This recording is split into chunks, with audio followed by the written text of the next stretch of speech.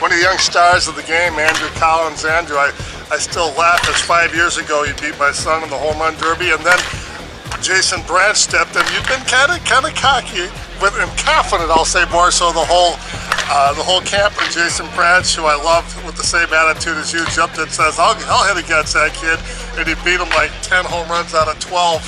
Talk a little bit about how that's propelled you into being one of the top level players of the game five years later. At that point, I just I started getting into the conference. I realized what it was. You know, how hard you need to put in the work and all that. So coming that year was kind of like my vacation away from home. The home run derby, I came in pretty confident. You know, somebody actually talked you into coming here just as a lark, not to try to get on a team or anything, right? Exactly, yeah. It was just, you know, I live about an hour from here, and they said, hey, this is a great vacation. It's on Cocoa Beach. You know, the atmosphere of it, and plus all the BP you can get. So I was hooked when he said that. So the home run derby, you know, what happened? Me and your youngest went back and forth there. Had a good time with that, and then I wanted Jeff Hall. I thought that'd be funny to call out at the time the premier hitter in the game.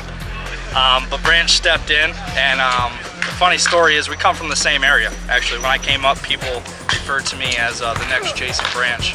So I had no problem going head to head with him, and we've done it several times in the past 7-8 years. So, you know, that's a fun competition for the two of us.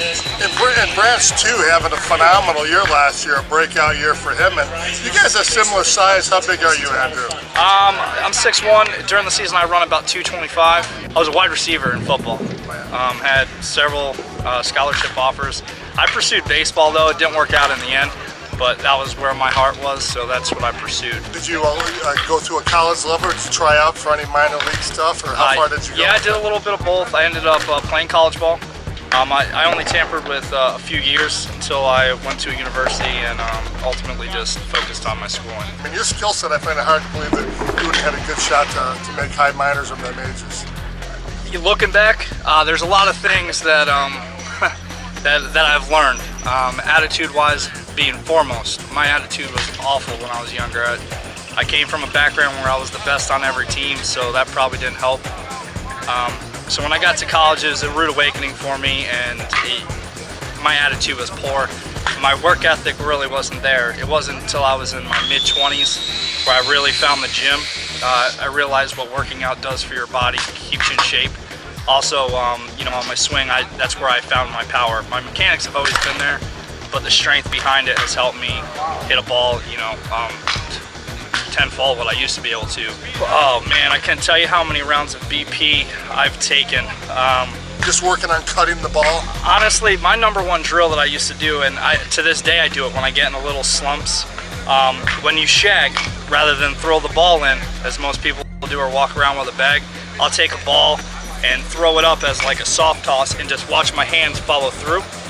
And that gets me to go under the ball as a cutting motion, but also get my bat head out, and it ultimately lets me guide. I got a target of a ball bag where I try to get the ball as close to as possible. So me personally, that's a drill of mine that just came to. That's definitely helped my swing progress. I always like to finish my swing where my thumb right here is almost pointing. If I were to hold the bat like that, my thumb is pointing straight down, or even with the bat. So when I come here, my thumb, and so even here, you know, that knob is being driven down. Yes, absolutely. And then my wrist take over, and I let it would be right there is where I'm turning my hands over. So you actually feel like that knob maybe goes sideways more so than down? It comes through the zone here. So the knob, which you're talking about, does cross my zone here. But when it gets to this point here, my wrists take over, and my barrel comes through the ball like that. And you feel that whip over. Again, talking about throwing a softball or a baseball, do you feel like your hip action is a lot like throwing a baseball, throwing a softball, stride, weight transfer, and throwing open hips? Absolutely. It's especially in baseball, you know, it was beating your head, keep your weight on your back. In softball, it's a transition. I take a big step, so my weight's here, but when I hit that ball, my weight's transferring. This leg straightens out, and I throw my hands. And then a lot of times, if I hit a ball real well, I'll pop back even. My weight, because my weight comes forward and then comes back. Go underneath the rope and cut it. If you hit it well, you'll zip right down the rope. Notice how nice that goes up the rope. You're on the same plane as the ball and you cut to the bottom. Great congratulations on you again, buddy. The second year of winning in a row of winning the Triple Crown. Right. And what are you now, 35? Yeah, I'll be 35 in April. What do you keep doing that gets you to become Superman in that middle ages? Man, I don't know. They say that the older you get, the better a hitter you become, but I don't know, man. I work out every day and, live at the gym and hit BP as much as I can. You look lean. What do you weigh these days? Shoot, man, I've cut weight from, I think last year when the season ended, I was 250, and now I'm at 230. And how do you do that? Just watching diet, or? My diet's gotten so much better, but I mean, it sucks, but it is what it is. I mean, I used to eat like a 12-year-old kid, and now you look at a menu and you're like, man, that's what I want, and then you just have to make yourself say chicken What basic salad. changes? Are you going more Atkins or more protein, or? No, I mean, really, it's just eating healthier. I mean, it's a lot of protein, a lot of chicken and fish, stuff like that. I mean, eliminating soda was the biggest thing, drinking a lot more water. I mean, honestly, for me, it's just my balance point, keeping my balance, my weight transfer, and a lot of it comes from, for me, I've been playing for a while now. I mean, I'm still only 35, but I've been doing it since I was 20. So, you watch the game progress, and I mean, the people that are coming up, man, they're just getting better and better. So it gives you that drive, and every at bat, I think I focus more every at bat. Which, when I was younger, I would swing at any pitch that was close because, it's coming underhand. If it's close, hit it. But I've actually started taking more walks, which has helped my bat average tremendously. When I stride, like I say, I'm not a big leg kick guy. No. I don't have an overstride. I try to stay compact and just at the point of contact explosion. Like a 5% and then 90%. Right, yep, that kind of a tempo. Right. But it's funny. Even though it looks slow, it's a substantial enough stride because you probably have a foot-long stride anyway. Right. Oh yeah, absolutely. I'm more of a guy that I try to adjust to where the pitch is. A lot of guys have the same stride, even if they're going to right field, they use the same stride. I find myself when I'm hitting the best, if I'm going to right field, then I'm striding that way. And then if it's something I want to pull, I'm keeping it. I'm still staying flush to the ball. But a lot of people when they pop up, they're like this trying to pull it.